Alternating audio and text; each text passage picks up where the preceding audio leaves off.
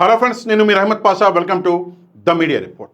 ఎన్నికలకి ముందు ఇద్దరు ఆడవాళ్ళని రాజకీయంగా వాడుకుని జగన్మోహన్ రెడ్డి గారిని టార్గెట్ చేసేటటువంటి ఒక ప్రయత్నం అన్నది జరిగింది. ఆ ఇద్దరు ఆడవాళ్ళు ఎవరు అన్నది మీకు చాలా బాగా తెలుసు. ఒకరు వైఎస్ షర్మిలారెడ్డి గారు అయితే మరొకరు నర్రెడ్డి సునీత గారు. వైఎస్ వివేకానందరెడ్డి గారి హత్య కేసుకి సంబంధించి ఈ ఇద్దరు ఆడవాళ్ళని వాడుకొని వైఎస్ అవినాష్ రెడ్డి గారి భుజం మీద బందూక్ పెట్టి జగన్మోహన్ రెడ్డి గారిని టార్గెట్ చేసేటటువంటి ఒక ప్రయత్నం అన్నది జరిగింది. సరే, ఎన్నికలు అయిపోయినాయి, కూటమి అధికారంలోకి వచ్చింది. దాని తర్వాత షర్మిల గారు, సునీత గారు కొంత సల్లబడ్డారు. మళ్ళీ ఏం జరిగిందో తెలియదు, కానీ మళ్ళీ వీళ్ళిద్దరూ యాక్టివేట్ అయ్యారు. మళ్ళీ అదే విధంగా, అంటే పాత పద్ధతిలో జగన్మోహన్ రెడ్డి గారిని, వైఎస్ అవినాష్ రెడ్డి గారిని టార్గెట్ చేసేటటువంటి ఒక ప్రయత్నం అనేది చేస్తున్నారు. సరే, వైఎస్ వివేకానంద రెడ్డి గారి హత్య కేసుకి సంబంధించి అసలు వైఎస్ షర్మిలారెడ్డి గారికి ఏమీ తెలియదు. ఏమీ తెలియదు. అయినా కూడా ఆమె మైక్ పట్టుకుంటే చాలు ఈ విషయం మీద ఏదో ఒకటి మాట్లాడుతూనే ఉన్నారు. సరే, ఈ కేసుకు సంబంధించి కొంత నిజం అన్నది ప్రజలకు కూడా తెలవాల్సిన అవసరం ఉంది. అందుకే ఒక రిటైర్డ్ పోలీస్ అధికారి ఈరోజు మన ఈ ప్రోగ్రాంలో మాట్లాడబోతున్నారు. రాజేశ్వర్ రెడ్డి గారు అడిషనల్ ఎస్పీగా పనిచేశారు. అంతేకాదు వైఎస్ వివేకానంద రెడ్డి గారికి చాలా అంటే చాలా సన్నిహితుడు, దగ్గరగా ఆయన్ని చూసినటువంటి వ్యక్తి.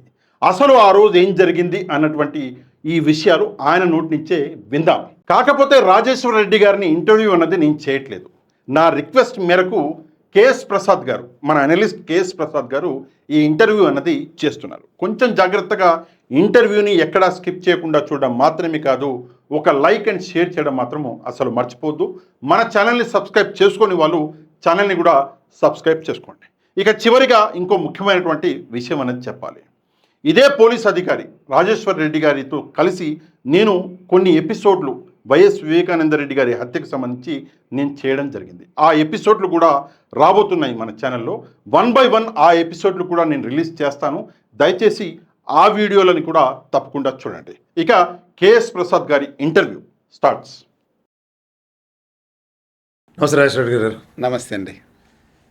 సార్, మీకు ఈ పోలీస్ వ్యవస్థలో మీకున్న అపార అనుభవంకి ఈ రీసెంట్ మీరు ఈ అవినాష్ రెడ్డి గారు, వివేకానంద రెడ్డి గారి మర్డర్ కేసు కనుక మీరు ఆద్యంతం గమనిస్తే ఇది ఎప్పటికీ మనకి ఇప్పుడు రీసెంట్గా ఇవాళ డెవలప్మెంట్ ప్రత్యక్ష కేసు చూసాం కదా, ఆ టైప్ ఆఫ్ డెవలప్మెంట్కి ఒక 2 డెకేడ్లు చూడవలసిన దౌర్భాగ్యం ఏమైనా పట్టిందంటారా, లేదంటే ఈ సునీత గారు చెప్పిన వెరిడిక్ట్ ఇచ్చేదాకా ఆవిడ వదిలేలేరా? మంచి క్వశ్చనే. ఇప్పుడు అందరి నోర్లలో నానుతున్న అనుమానమే ఇది. నేను సబ్ ఇన్స్పెక్టర్గా జాయిన్ అయ్యి అడిషనల్ ఎస్పీ క్యాడర్లో రిటైర్ అయినా. నా లైఫ్ మొత్తం కూడా క్రిమినల్ కేసెస్ ఇన్వెస్టిగేషనే. కొంతకాలంగా నా అదృష్టం కొద్దీ 5 సంవత్సరాలు ఒక పోలీస్ ట్రైనింగ్ కాలేజ్ ప్రిన్సిపాల్ కూడా పనిచేసి ఒక ఫ్యాకల్టీ మెంబర్ కూడా ఉన్నా. అయితే అండి, ఇక్కడ నేను పులివెందులో 4.5 years పనిచేశాను, 2004 నుంచి 2008 వరకు. Vivekananda Reddy ex MP, ex minister, ex MLA కన్నా నాకు అత్యంత నేను అభిమానించే నాయకుడు, ప్లస్ నాకు బాగా మిత్రుడు కూడా సార్. 5 years మేము కలిసి ఉన్నాము. ఆయన ఏ రోజు కూడా మేము ఫోన్ ఎత్తితే నాకు సార్ అనే అవకాశం కూడా ఇవ్వకుండా ఫోన్ ఎత్తి, సార్ నమస్తే సార్, నేను వివేకానంద రెడ్డి మాట్లాడుతున్నా, ఇట్లనే ఉండేది ఆయనతో. నాకు చాలా ముఖ్యుడు. సరే, ఆయన పర్సనల్గా కొన్ని వీక్నెసెస్ ఉంటాయి, అవన్నీ చాలామంది మగవాళ్ళకు ఉంటాయి. ఆయన లైమ్ లైట్లో ఉన్నాడు కాబట్టి అది కొంచెం డిస్కషన్ అయింది. ఆయన దళిద్రానికి అదే కారణాలు అయిపోయినాయి ఆయన చావుకి. కానీ అది వీక్నెసెస్ ఎవరో వేరే వాళ్ళు యూజ్ చేసుకుంటే ఏదైనా ట్రాప్ చేశాడు నన్ను ఇలా అన్నదైతే దాని మీద అది కూడా చెప్తున్నాను. ఆయన కూతురు వీక్నెస్ ఎన్కాస్ట్ చేసుకోవడం నాకు అర్థం కావట్లేదు. అది ఉండొచ్చు. ఇంక్లూడింగ్ దీంట్లో ఎవరైతే అప్రూవర్ ఉన్న ముద్దాయిలు చెప్పినది కూడా ఆయన ఏ స్త్రీని కూడా వెంటబడి లోబర్చుకోవాలని ప్రయత్నం చేయడు. ఎవరన్నా వాళ్ళు వస్తే వద్దన్నాడు అనే ఇదిగా వాళ్ళ స్టేట్మెంట్స్ ఉన్నాయి, సిబిఐ స్టేట్మెంట్లు. మనం ఆ మాట పెద్దాన్ని మనం అనలేము. అదొకటి. దీంట్లో ఇన్వెస్టిగేషన్ అనేది మీకు తెలుసు, ఇది ఫస్ట్ 2019లో తెలుగుదేశం గవర్నమెంట్, అప్పుడు చంద్రబాబు నాయుడు గారు ముఖ్యమంత్రిగా ఉన్నారు.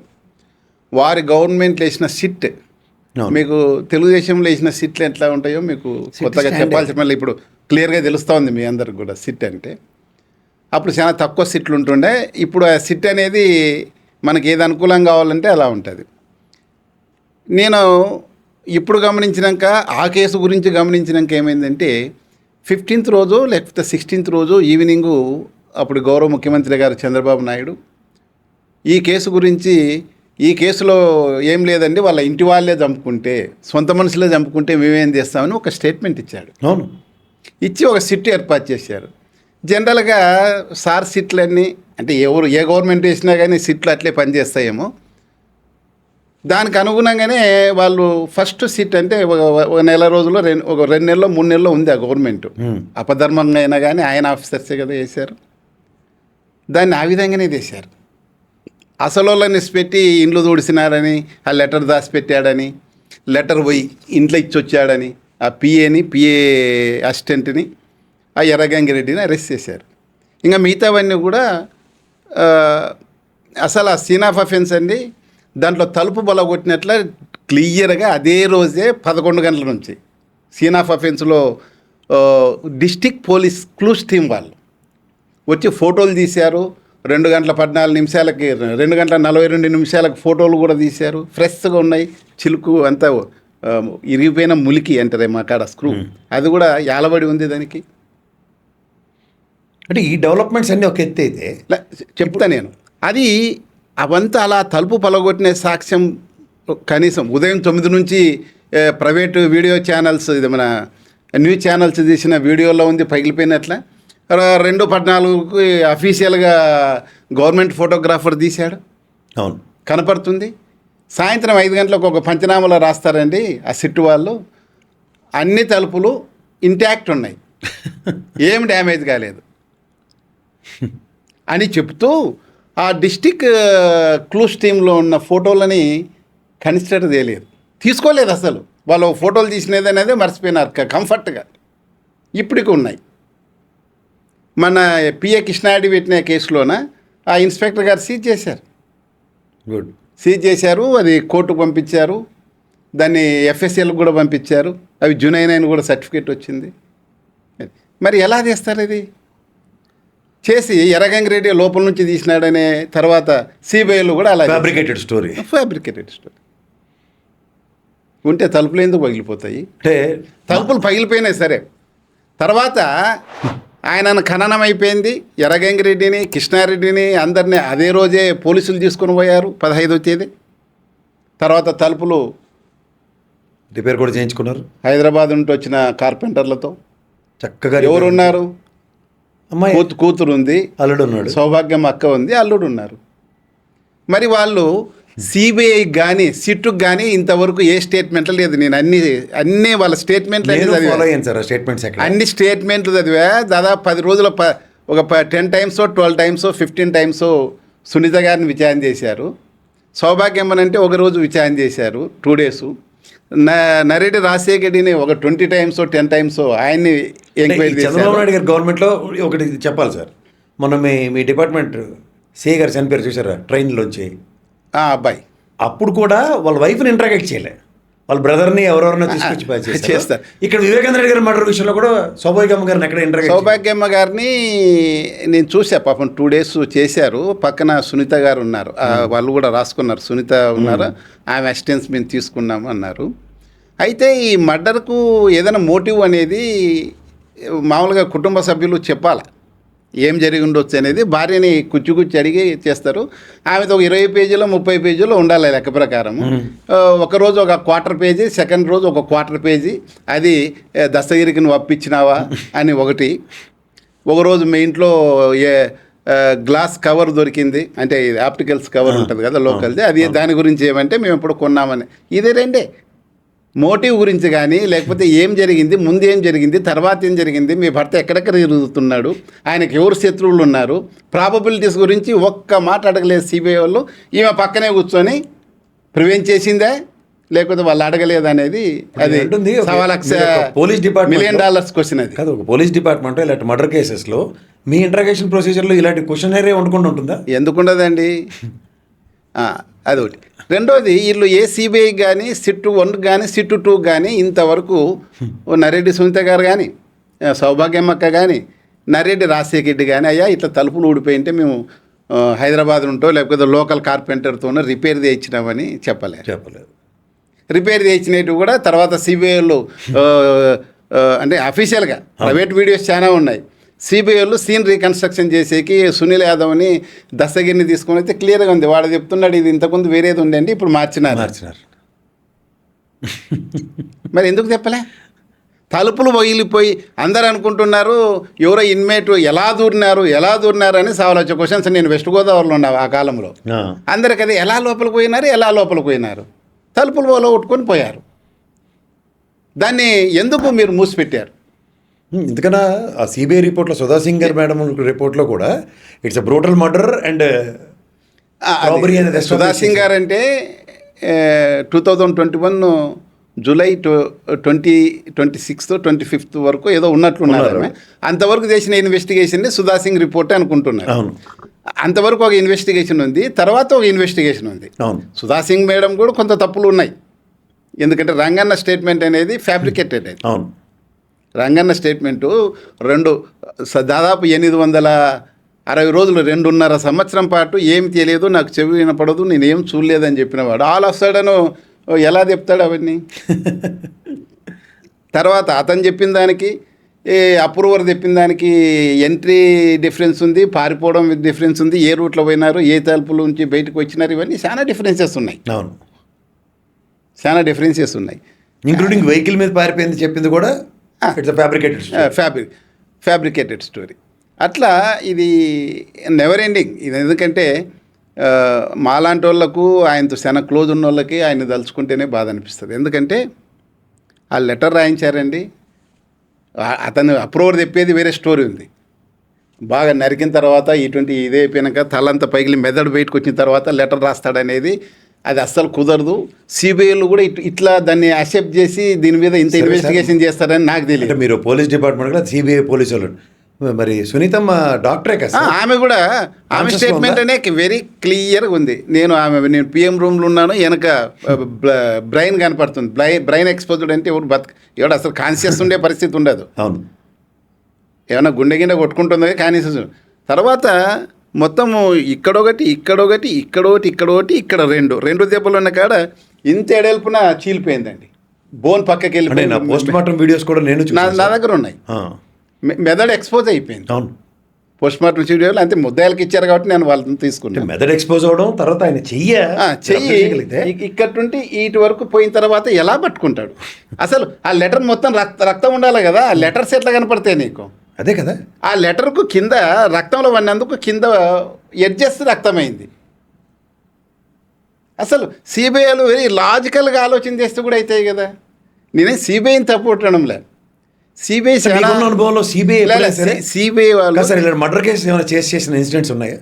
మర్డర్ కేసులో అరెస్ట్ కేసు ఇవన్నీ ఉన్నాయి కదండి, వాళ్ళని బోన్లో నిలబెట్టేటివి. సరే వాళ్ళు ఎందుకంటే నీకు డాక్యుమెంటరీ ఎవిడెన్స్ ఉండేటివి ఏవైనా కానీ ఫ్రాడ్ కేసులు ఇటువంటివి వాళ్ళని మించిన ఎక్సలెన్స్ ఎందుకు లేదంటే వాళ్ళకి అవకాశం ఉంది, అందరూ పలుకుతారు. ఇట్లా మర్డర్ కేసులు వాళ్ళకు కష్టం, ఎందుకంటే ఇది ఆల్రెడీ బాగా ల్యాప్స్ అయిపోయింది. నీకు ఒక సంవత్సరం తర్వాత ఒక సంవత్సరం తర్వాత తీసుకున్నారు వీళ్ళు.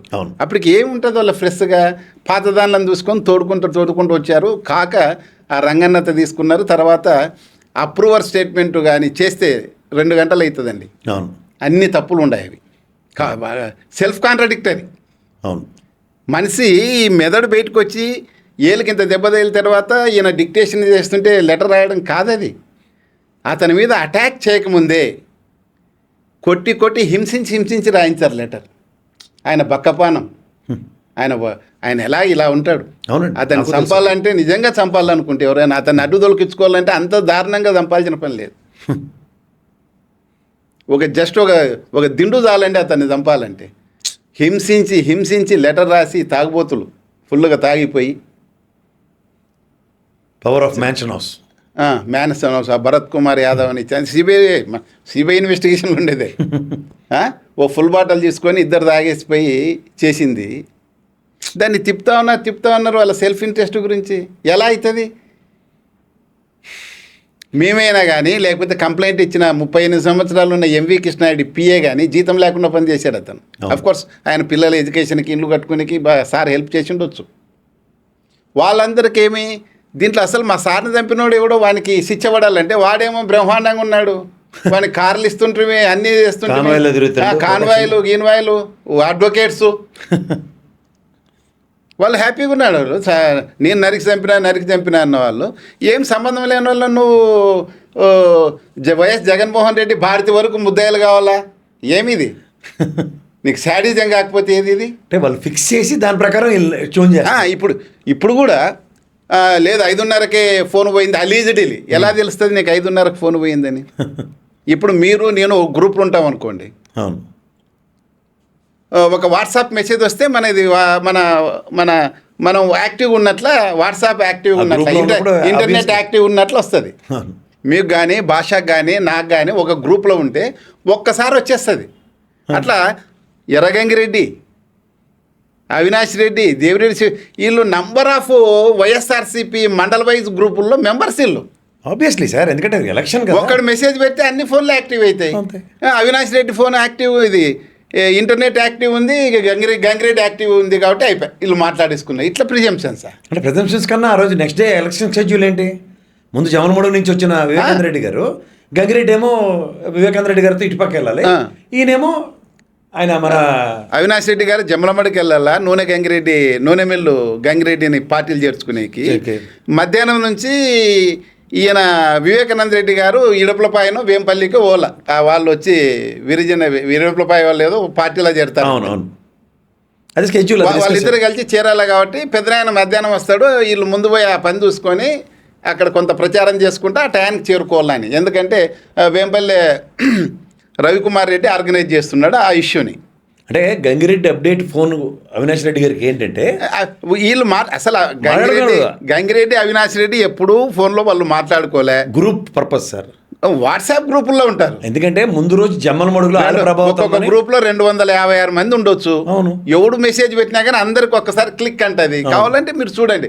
నాకు తెలిసినంత వరకు ఈ టైమింగ్స్ చెప్తున్నారు కదా, గంగిరెడ్డి అవినాష్ రెడ్డి ఒకటేసారి అయిందని ఛార్జ్ షీట్లు వేశారు కదా. నేను అడుగుతున్నా, ఇప్పుడు మొత్తం మండలంలో 256 మందికి అయింటది, వాళ్ళందరూ ముద్దాయిలు అవుతారా అయింది? 256 మంది కన్నా ఇప్పుడు గ్రూప్లో ఉన్న వాళ్ళు. మీరు చెప్పవలసింది ఏంటంటే సార్, అంటే ఆ ఎయిర్ క్లియర్ చేయండి మీరు. ఈయన ముందు రోజు జమ్మలమడుగులో ఆల ప్రభావితం అని ఎప్పుడైతే కలిసి కన్విన్స్ చేసి అవినాష్ రెడ్డి గారిని మనం ఇచ్చేయాలన్న దగ్గర, నెక్స్ట్ డే జమ్మలమడుగు వెళ్తున్నాడు ఎవరు? అవినాష్ రెడ్డి గారు. అక్కడ మార్గం సుగమమైంది కాబట్టి. సో ఈ పర్పస్లో గంగిరెడ్డి మెసేజ్ ఏదైతే ఉంటుందో మీరు చెప్పిన ఇందాకల స్కెడ్యూల్, మధ్యాహ్నంకి అక్కడికి బాబాయ్ అక్కడికి వస్తారు, లేదు అసలు ఆ మెసేజ్లే లేవండి.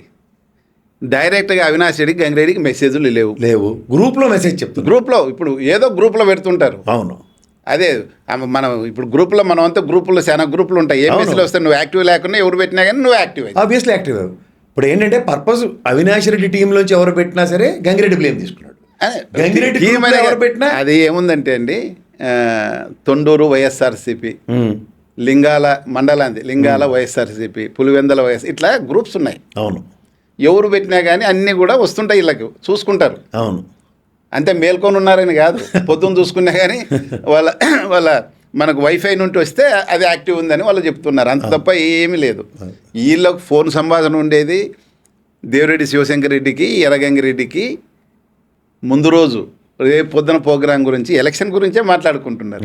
ఆ ఫోన్ కాల్ ఉన్నందుకు ఆ ఎర్రగంగిరెడ్డిని పాపం జైలుకు పంపించి ఇదంతా పెద్ద, ఎందుకంటే శివశంకర్ రెడ్డిని ఇరికియాలి అని, దేవిరెడ్డి శంకర్ రెడ్డిని ఇరికిస్తే ఇళ్ళని బ్లేమ్ చేయొచ్చు అని.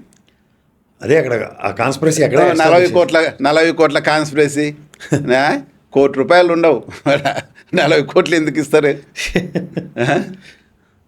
సార్? ఈ బ్యాక్గ్రౌండ్లోంచి ఇప్పుడు మీరు జాగ్రత్తగా గమనిస్తే, ఇప్పుడు రీసెంట్ డెవలప్మెంట్ సుప్రీంకోర్టు ఈ సునీతమ్మ గారు వెళ్ళి మళ్ళీ కోర్టుని ఫర్దర్ ఇన్వెస్టిగేషన్ అడిగి మళ్ళీ ఎంక్వైరీ అందరినీ చేయాలి, నాకు నచ్చిన వాళ్ళు చేయాలి, నీకు నచ్చిన వాళ్ళు చేయాలన్న దగ్గర ఒకటి ఊరటని నేను అన్ను కేటగారికల్గా. ఊరట ఏం లేదండి దాంట్లో, ఊరట ఏం లేదు, చింతపండు లేదు దాంట్లో. ఈమె సుప్రీంకోర్టుకు పోయింది. నాకు ఇంకా కావాలా ఇన్వెస్టిగేషన్, ఫర్దర్ ఇన్వెస్టిగేషన్. ఎవరెవరు అంటే జగన్మోహన్ రెడ్డిని భారతమ్మని విచారణ చేయాలి. ఇప్పుడు భారతమ్మని జగన్మోహన్ రెడ్డికి సిబిఐలో ఒక నోటీస్ ఇచ్చారు అనుకోండి, ఈ పేపర్స్ అన్నీ ఉంటాయి కదా, కాని పేపర్స్, వాళ్ళ పేర్లు నాకు అవసరం లేదు, అది ఒక నెల రోజులు ఒక సబ్జెక్టు మైండ్లలో వేసేస్. జగన్మోహన్ రెడ్డి చంపింటేనే కదా, బాబా ఆయన అబ్బాయి గొడ్డలతో నరికింటేనే కదా పిలిచారని ఒక ప్రాపగాండ చేసే పనికి వస్తుందని ఆమె ఐడియా కాదు. ఆ ప్రాపగాండ కావాల్సిన ఎవరైతే ఉపయోగిస్తున్నారో, ఎవరైతే అడ్వకేట్స్ని పెట్టి కోట్ల రూపాయల విలువైన అడ్వకేట్స్ని పెట్టి వాదిస్తుంటారో వాళ్ళ ఐడియా, దాని ప్రకారం నడుచుకుంటుంది ఆమె. ఎప్పుడో ఒకసారి జీవితంలో భగవంతుడు అనేవాడు ఉంటే రియలైజ్ అయినప్పుడు ఆమె బాధ వర్ణన తీరం, మళ్ళీ వెనక్కి తీసుకోలేని తప్పులు ఇవన్నీ అని ఆమె పెట్టింది. మామూలుగా ఏముంటుందండి, ఒకసారి ఇన్వెస్టిగేషన్ అయిపోయి ఛార్జ్షీట్ ఫైల్ చేసిన తర్వాత ఎవరు ఇచ్చినా కానీ 173(8) కింద ఫర్దర్ ఇన్వెస్టిగేషన్ చేస్తే సిబిఐ వాళ్ళకి ఇస్తే, అంటే నేను పోలీస్ ఆఫీసర్, నేను ఒక కేసు ఇన్వెస్టిగేట్ చేస్తున్నా, నేను ఛార్జ్షీట్ వేసిన, నువ్వు కంప్లైనెంట్ లేకపోతే ఇంకో సాక్షి నుంచి నాకు సార్ ఈ కేసులో ఇంకో ఫర్దర్ ఎవిడెన్స్ వచ్చింది నాకు అంటే, నేను ఛార్జ్షీట్ వేసినా కానీ 173(8) సిఆర్పిసి పాతది, ఇప్పుడు మా 190 ఏదో అయింది. దాని ప్రకారం నేను సుమోటుగా నేను ఒక ఇన్ఫర్మేషన్ ఇచ్చేసి, అయ్యా బాబు మాకు ఫర్దర్ ఇన్వెస్టిగేషన్ ఉంది, నువ్వేం ట్రయల్ మొదలు పెట్టొద్దు, ఒకవేళ ట్రయల్ జరుగుతుంటే కూడా మీరు ఆపండి, మేము ఇంకా ఫర్దర్ ఎవిడెన్స్ ఉంది మేము కలెక్ట్ చేసి ఇస్తామని మేము సిబిఐ సొంతంగా తెచ్చు అంటే ఐఓ తెచ్చు. కాబట్టి సిబిఐ వాళ్ళకు ఈమె ఇస్తే వాళ్ళు కన్విన్స్ అయితే వాళ్ళు ఇమీడియట్గా దాన్ని చేసి ఫర్దర్ ఛార్జ్షీట్ వేసింగ్ చేయొచ్చు. అవును, లేదు వాళ్ళు కన్విన్స్ కాలే ఐఓస్ ఈమె ఇచ్చేటి. అందుకోసం మేము సుప్రీంకోర్టుకి వెళ్ళింది. సుప్రీంకోర్టు ఏం చెప్పింది, దీంట్లో landmark judgement Vinay Tyag case అనేది ఒకటి ఉంది. దాంట్లో 173(8) కింద మెజిస్ట్రేట్ పవర్స్ మెజిస్ట్రేటే కదా, అంటే ట్రయల్ కోర్టు, ఇక్కడ సిబిఐ కోర్టు, సెషన్స్ కోర్టు. 156 కింద 3 కింద ఏమి ఈ పవర్స్ గురించి ఎలాబరేట్గా డిస్కస్ చేసింది సుప్రీంకోర్టు. చేసి 173(8) కింద ఫర్దర్ ఇన్వెస్టిగేషన్ చేయమని చెప్పే హక్కు మెజిస్ట్రేట్కి లేదు. మరి కోర్టు ఏం చేయాలి అటువంటి వచ్చినప్పుడు కోర్టు 156(3) కింద సిఆర్పిసి కింద నువ్వు ఫ్రెష్గా ఒక కంప్లైంట్ పంపిస్తావు. ప్రైవేట్ కేసు ఉంటాయి కదా, 200 కింద క్యాగ్నిషన్ తీసుకొని పంపిస్తారు. 200 కింద సిఆర్పిసి కింద రెడ్ విత్ 156 కింద ఇస్తే వాళ్ళు దాన్ని కొత్తగా ఎఫ్ఐఆర్స్ చేసుకోవాలా, లేకపోతే ఆ కేసులో క్లబ్ చేస్తున్నావు నువ్వు రిక్వెస్ట్ ఏదో ఫైల్ చేసుకోవాలా, అది ఉంది ఆప్షన్.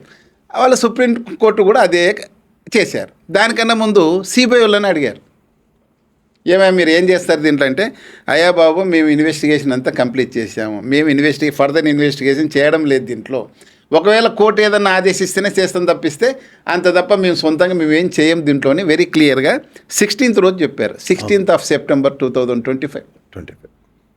ఒక్క నిమిషం.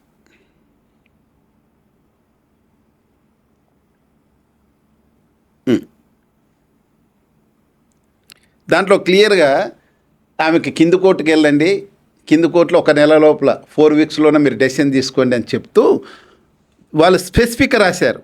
We also take note of the fact that the CBI on its own does not wish to conduct further investigation as its statement is only to the effect that it will do so if directed by the court. అంటే ఈమె ఎన్నో మాటలు approach అయినా వాళ్ళ దాంట్లో ఏం material లేదు, మేము చేసేది లేదని వాళ్ళకున్న హక్కు, అది సిబిఐ వాళ్ళకున్న హక్కు 173(8) కింద జగన్మోహన్ రెడ్డిని చేయొచ్చు, నరేంద్ర మోడీని చేయొచ్చు, అవును వాళ్ళు కావాలనుకుంటే అవును పోయి ఎగ్జామ్ చేసేది. వాళ్ళకేం మెరిట్స్ లేవు, వాళ్ళు ఎలాబరేట్గా చేసి ఇంక అయిపోయిందని క్లోజ్ చేసేసారు. ఎంతవరకు లాక్కొచ్చారు పాపం, అవినాష్ రెడ్డి వరకు లాక్కొచ్చారు.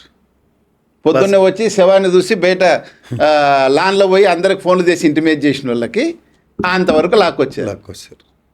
దానికన్నా హైలైట్ ఏంటంటే దీనికన్నా ముందు ఫర్దర్ ఇన్వెస్టిగేషన్స్ ఇంకా నో మోర్ అని చెప్పి సుప్రీంకోర్టుకి అప్పచెప్పిన సిబిఐ కూడా ఉంది ముందు డెవలప్మెంట్ ఉంది. ఇప్పుడు సిబిఐలో ఈమె ఇంత ప్రెజర్ ఇస్తే కూడా మాతో ఏం లేదని వాళ్ళు సాటిస్ఫై అయిపోయి 173(8) కింద వాళ్ళు పవర్స్ని ఎన్ఫోర్స్ చేయలేదు. సుప్రీంకోర్టు కూడా అదే చెప్పారు, అయ్యా బాబు మేము అన్ని చూసాం, దాంట్లో ఏం చేసేదేం లేదు, ఒకవేళ కోర్టు ఏదైనా చెప్తే మేము చేస్తాం అంతే తప్ప మేము మా ఇష్ట ప్రకారం మేమేం చెయ్యము. ఎందుకంటే 173(8) పోలీసులదే పవర్, ఇన్వెస్టిగేటింగ్ ఏజెన్సీదే పవర్ ఇన్వోక్ చేయాలంటే. లేదు ఏం ఎవిడెన్స్ లేదు వాళ్ళకి. వాటికే సత్యసేడి ఏదో చేస్తున్నారు. ఎప్పుడు అప్పుడున్న వాళ్ళని, వాళ్ళ బాసుల్ని సాటిస్ఫై చేసిన కేసు అది. తర్వాత మార్చ్ 25th ప్లీజ్ చేయవలసిన అవసరం ఉంది. మార్చి మే 25th 2021.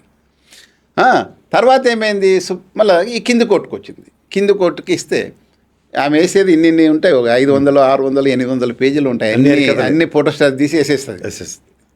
వాళ్ళు అన్నీ చూసేసి ప్రతి పాయింట్ డిస్కస్ చేసి వినేత కేసు ముఖ్యంగా బేస్ చేసుకొని మిగతా దీని మీద సుప్రీంకోర్టులు అన్ని వివిధ కోర్టులు ఇచ్చిన జడ్జిమెంట్లన్నీ మెన్షన్ చేస్తూ, మీరు చెప్పారు ఇది ఒక్కటి టచ్ చేయలేదు సిబిఐ వాళ్ళు. కిరణ్ యాదవ్ అని సునీల్ యాదవ్ తమ్ముడు, అంటే A2 దీంట్లోన అతనే యాక్చువల్గా మాస్టర్ మైండ్ దాంట్లో. అతను చంపేకి ఇంకో రోజు చెప్తాను నేను. సునీల్ యాదవ్ తమ్ముడు అర్జున్ రెడ్డి అని వైఎస్ ప్రకాష్ రెడ్డి అని ఉంటాడు. రెండో బ్రదర్ వైఎస్ భాస్కర్ రెడ్డికి. వీళ్ళకి కూడా చిన్నాయన పెద్దనాయన అవుతాడు. ఎవరు, సునీతకు కూడా.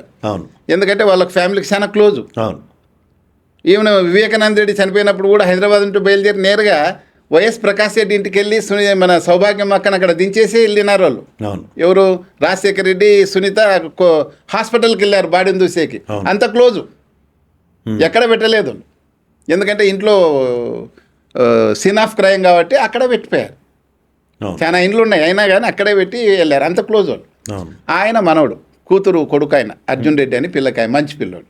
వాళ్ళ ఫాదర్ సర్వోత్తం రెడ్డి గారని, వాళ్ళకు స్కూల్ ఉంది. వాళ్ళు స్కూల్ మీద బతికేవాళ్ళు, ప్రాపర్గా ఎడ్యుకేషన్ ఇస్తూ. వాళ్ళిద్దరు భార్య భర్త. వాళ్ళేం పెద్ద హై ఫై ఇదేం కాదు, వాళ్ళ పెద్ద ఇండస్ట్రియలిస్ట్ కాదు. వాళ్ళ అబ్బాయి ఏమంటే పార్టీ కోసం తిరుగుతూ ఉంటాడు అబ్బాయి. అతనికి వీళ్ళు 1.5 UTC, అది UTC అంటే యూనివర్సల్ కోఆర్డినేటెడ్ యూనివర్సల్ టైం. అది అంటే గ్రీన్విచ్ టైం. మనం కలపాలంటే +5:30 కలుపుకోవాలి మనం. 1.5 అంటే ఎంతకైతుందండి, 138 ఏదో ఉంది అది. 13 hours చెప్తాను. 17 hours ఉదయం 142 AM అని చెప్తుంది ఈమె. యాక్చువల్గా 142 UTC. సునీల్ యాదవ్ కూడా 130కి ఉన్నారు, 2:30కు ఉన్నారు, సీన్ ఆఫ్ అఫెన్స్లో 3కి ఉన్నారని చెప్పి మళ్ళీ 4 గరుచుకొని అవినాష్ రెడ్డి ఇంట్లో చూపియాలని చెప్పి తరాల ఇది UTC టైము ఉదయం 8 గంటలకు ఉన్నారని చెప్పారు వాళ్ళే సిబిఐ వాళ్ళు. సెకండ్ సప్లిమెంటరీ ఛార్జ్ షీట్లో అవినాష్ రెడ్డిని లాగేకి. ఓకేనా? అట్లా ఇతంది కూడా సేమ్ UTC. 1:47, 42 అంటే 1:42 అంటే ఉదయం 7:17కి, అంటే 6 గంటలకు అందరికి, 6:15కు 6:30కి అందరికి తెలిసిపోయింది, 7 గంటలకు అందరికి తెలిసిపోయింది. UTCలు మాట చాలా మంది తెలియపోవచ్చు, కానీ అది టెక్నికాలిటీస్లో వాళ్ళు యూజ్ చేయొచ్చు. కానీ మనకి ప్రాతకాలంలో ఎలా ఉంటుందంటే 12 గంటల తర్వాత నుంచి టైం రెగ్యులర్ టైమే కదా. అర్ధరాత్రి 2 గంటలంటే అలా వాళ్ళు మామూలుగా కాల్ డీటెయిల్స్ తీసుకుంటే వాళ్ళు UTCలో ఇచ్చారు. ఆమె దాన్ని పట్టుకొని లాగుతూ ఉంది. సరే ఎవరికైనా సరే నీ అనుమానం ఎందుకని వాళ్ళు అదొక్కటి మాత్రం చేయండి, మీరు ఏమీ చేయొద్దండి అని ఆ ఇద్దరి మధ్యన ఉన్న మెసేజ్ ఏది పంపాడు, అది సునీల్ యాదవ్ బ్రదర్ కిరణ్ యాదవ్ అని అతను అర్జున్ రెడ్డికి పంపాడు. ముందు ఏమి లేవు, తర్వాత ఏమి లేవు, మాట ఇదేం లేవు. ఫోన్ నెంబర్ ఉంది కాబట్టి అన్న సార్ చనిపోయినాడు అని పెట్టి కింద వివేకం సార్ అని పెట్టినాడు. 2 SMSలు, అవి కూడా 2 SMSలు. వాట్సాప్ పంపింటే అది కూడా ఉండదు, SMSలో పంపాడు. అది 7:27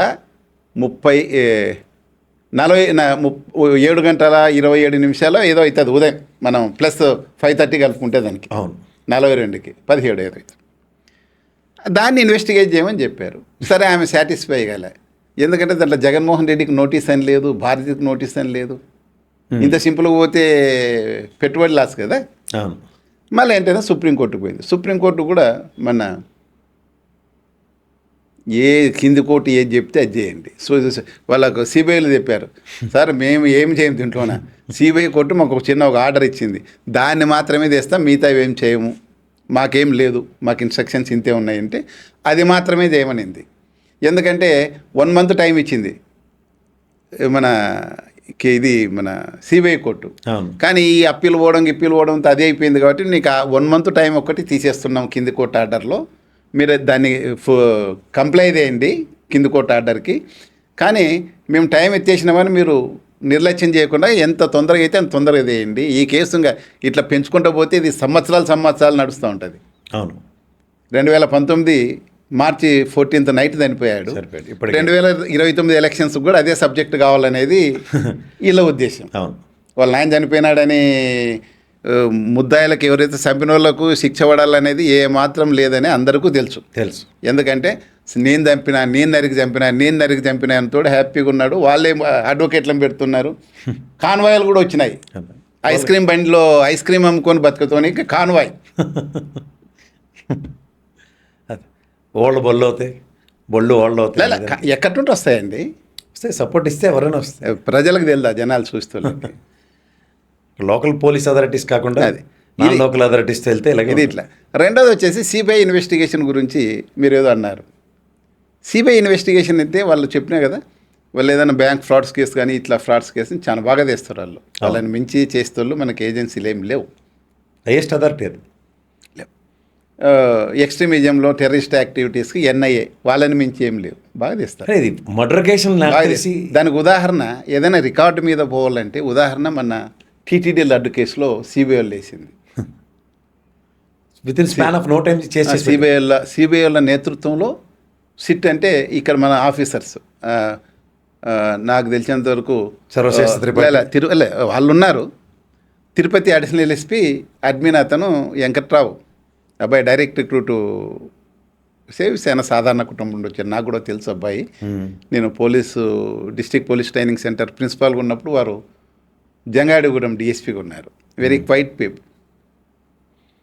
వాళ్ళు అసలు మన సిట్టు మాదిరి కాదు సార్. ఇది సుప్రీంకోర్టు డైరెక్షన్లో సిబిఐ గారి అంటే ఇంకా పూర్తిగా 100% ఒకరిని పిలిచి ఎగ్జామ్ చేయాలంటే నేను, ఎందుకంటే ఆ టీంలో చాలా మంది ఉన్నారు, డిఎస్పీలు కానిస్టేబుల్స్ అంతా.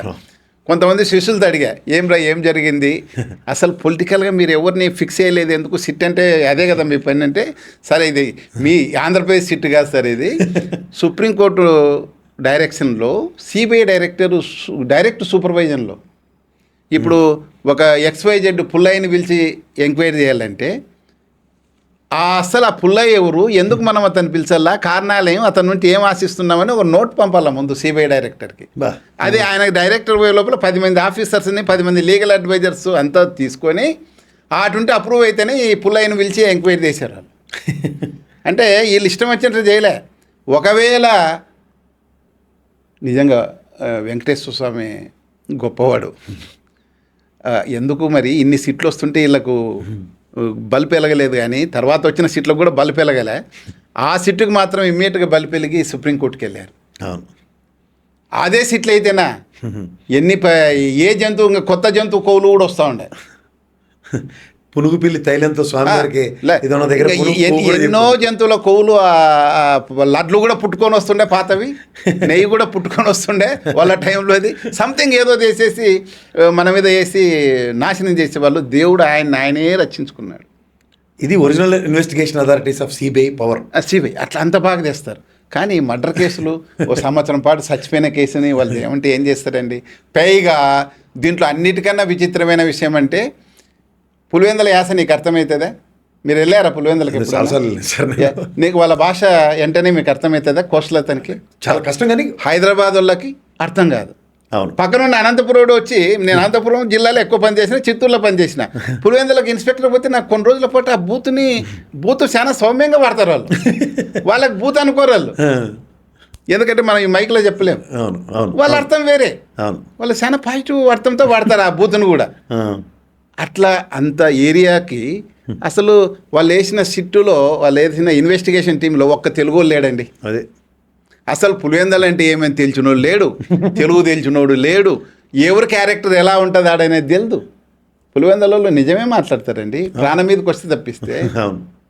వాడు అబద్ధం చెప్పాలంటే చాలా కష్టం. చాలా ఎక్స్పీరియన్స్ ఉంది. నేను 5 సంవత్సరాలు ఉన్నాడు. వెరీ స్ట్రైట్, మొహం మీదనే ఉంటుంది. మన వెనక ఏం ఆలోచన జరగదు. ఏదన్నా అంటే నేను విమర్శలు అంటే మొహం మీదనే చెప్పేస్తారు. సరే సార్, ఏం సార్ అది చేస్తారు. కాబట్టి అసలు తెలుగు అనేదే తెలియని వాళ్ళని ఎక్కడో ఢిల్లీ నుంచి పంపిస్తే వాళ్ళు ఏం చేస్తారండి?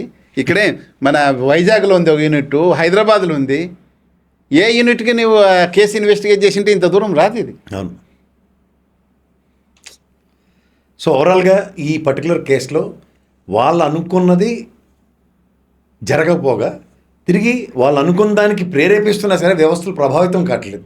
ఇప్పుడు కావడం లేదు. అది ఇప్పుడు ఎందుకంటే అదే ఆ tenure వేరు. సునీత గారికి జైస్వాల్ గారి tenure వేరు. జైస్వాల్ అంటారు, మీరు పేరు తెప్పిస్తారు. ఆయన జైస్వాల్ అంటే అదే 25 మార్చ్ 5 2021 నుంచి 25/5/2023 వరకు అదొక పీరియడ్. అవును, జైస్వాల్ గోల్డెన్ పీరియడ్. అది అంటే ఆయన నమ్మినాడేమట్లా, ఎందుకంటే డైరెక్టర్ గట్టిగా వెరీ స్ట్రాంగ్గా నమ్మింటాడు. బాగా కన్విన్స్ మామూలు పోలీసులు ఎలా ఉంటుంది, మా ఎస్పీ అని చెప్తే అదే కదా మేము చేస్తాం. ఆయన ఇన్ఫ్లుయెన్స్ లేకుండా ఎలా ఉంటుంది ఏదన్నా case? Highest authority Highest authority. లేదా ఇప్పుడు ఎస్పీ గారు క్రైమ్ మీటింగ్లో లేదులేవా వాడు XYZ గారు చంపాడు చూడండి మీరు జాగ్రత్త అంటే మేము దాని మీదనే చూస్తాం, పక్కది కూడా పక్కకు పెట్టేసి మళ్ళీ నెక్స్ట్ మంత్ క్రైమ్ మీటింగ్లో చెప్పాలి. హైయెస్ట్ అథారిటీ కదా. పాపం వీళ్ళ దురదృష్టం కొద్దీ ఆయన నమ్మినాడు అట్లా. ఎలా నమ్ముతాడు?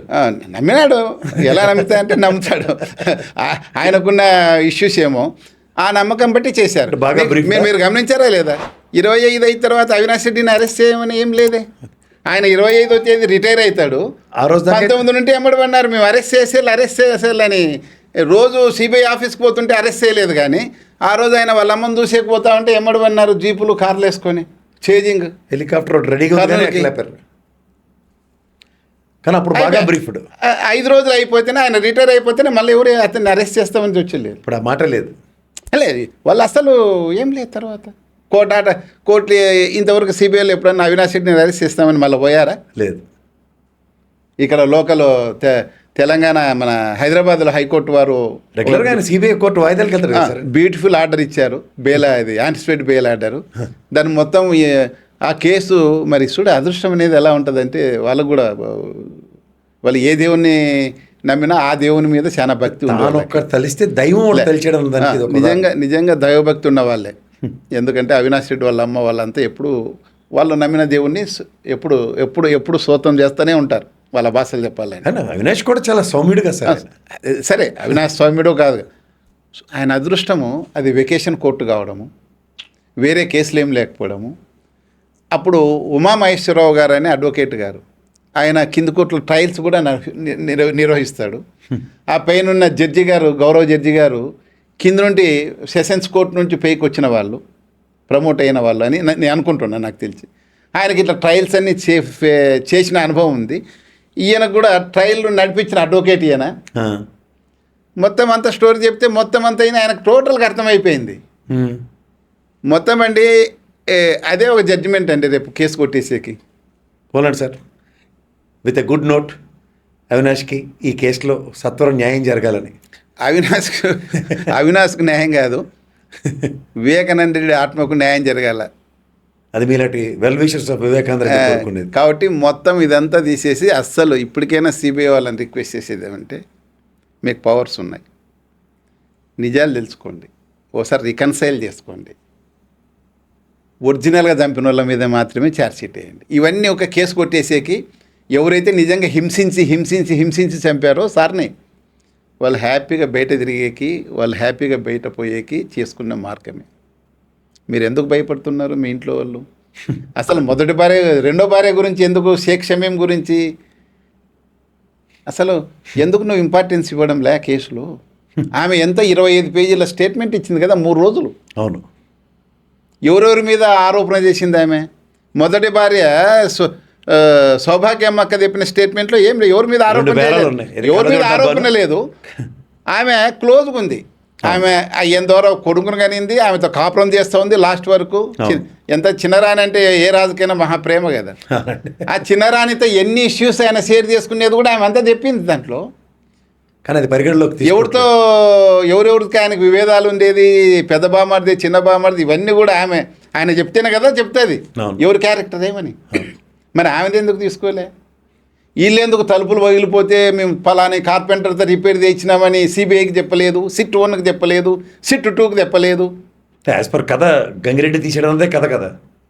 కథ సో ఆ కథకు కన్ఫైన్ ఉన్నప్పుడు వాస్తవాలు ప్రజలకు నీకేమో గవర్నమెంట్ పోలీసులోనే ఉంది కదా, క్లూస్ టీమ్ దగ్గర ఫోటోలు ఇప్పుడు కూడా ఉన్నాయి కదా. అవును, నువ్వేం చేయనీకి లేదు. ఎందుకంటే మన లాస్ట్ కేసులో సీజ్ చేశారా, కోర్టుకు కూడా పంపారు.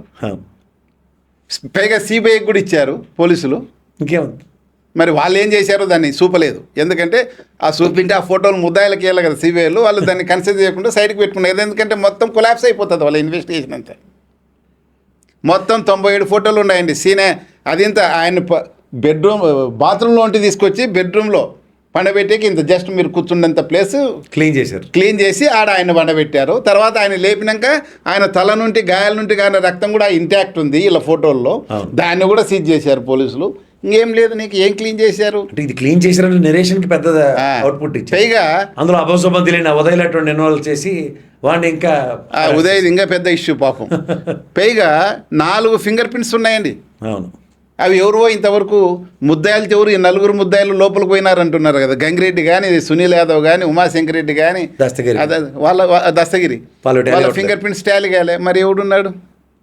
ఎవరు చంపింది ఎవరున్నారు అతను వాళ్ళతో పాటు? ఎవరిని దాచిపెడుతున్నారు వీరు? ఎవరు దాచిపెట్టాలా? అప్రూవర్గా నేను అప్రూవ్ అయినా నేనే చంపినంతోడు దాచిపెడుతుండాలా, లేకపోతే వీళ్ళు దాచిపెడుతుండాలి. ఎట్లయితే తలుపు గడేసేది, తలుపు రిపేర్ గడేలన్నీ రిపేర్ చేయించుకొని అది దాన్ని మాత్రం దాచిపెట్టి ఇంతవరకు సప్రెస్ చేస్తున్నారో రిపేర్ చేయించుకున్న వాళ్ళు ఎలా దాచిపెట్టారో వాళ్ళన్న చెప్పాలా, లేకపోతే దస్తగిరి అన్న చెప్పాలా ఎవడున్నాడు అక్కడ అని. లేకపోతే దస్తగిరి కూడా వాడు లేకపోయి ఉండొచ్చు, ఒక పాత్ర క్రియేట్ చేసి పెట్టి ఉండొచ్చు. అంత తప్పిస్తే అసలు చంపిన వాళ్ళు లేరు అని అనుమానం వస్తూ ఉంది వాళ్ళ ఇన్వెస్టిగేషన్ చూస్తే. సరే, వాళ్ళకి ఇచ్చిందే సంవత్సరం తర్వాత వాళ్ళకి అంతకన్నా వాళ్ళకున్న ప్రెజర్తో అంతే చేశారని నేను అనుకుంటున్నాను. విత్ ఎ గుడ్ నోట్, దగ్గరలో దీని మీద సత్వర న్యాయం వస్తుంది. ఎందుకంటే సత్వర న్యాయమే ఉందండి. వాళ్ళు ఇన్వెస్టిగేట్ చేస్తుంటారు, ఇవాళకి అయిపోయింటుంది. అది ఉదయం 7:40కో 7:40కో ఒకటి వేస్తారు. అది అందరికి తెలిసిన ఇష్యూనే. ఉదయం వచ్చింది మెసేజ్. ఆ అబ్బాయి ఉదయం కూడా అప్పుడు నిద్రపోతున్నారు, లేచి చూసుకున్నారు. తర్వాత అసలు మెసేజ్ పంపినప్పుడు అర్జెంట్ నిద్రపోతున్నాడు వాళ్ళ ఇంట్లో. రైట్ సార్, నమస్తే.